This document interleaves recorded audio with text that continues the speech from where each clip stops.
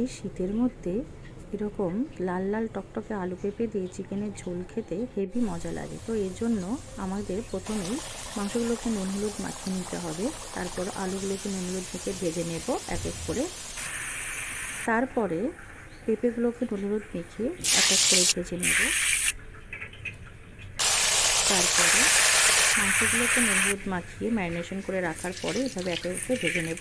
ফোড়নে দিয়ে দেবো তেজপাতা, গোটা জিরে আর সব কিছু দিয়ে পেঁয়াজ, টমেটো, লঙ্কা এসব দিয়ে দিয়ে আলু আর মাংসগুলো সব দিয়ে একসাথে ম্যারিনেশন করে নেব। তারপর এর মধ্যে নুন, হলুদ, ধনে জিরে গুঁড়ো, লঙ্কার গুঁড়ো আর একটু মিট মশলা সব কিছু দিয়ে ম্যারিনেশন করে নেড়ে নেব। এবার একটু অল্প অল্প করে জল দিয়ে এটা ভালো করে কষিয়ে নেব। আর তৈরি হয়ে যাবে আমাদের এই চিকেন আলু পেঁপে দিয়ে ঝোল। তো তোমাদের কেমন লাগলো সেটা অবশ্যই কমেন্ট বক্সে বলো।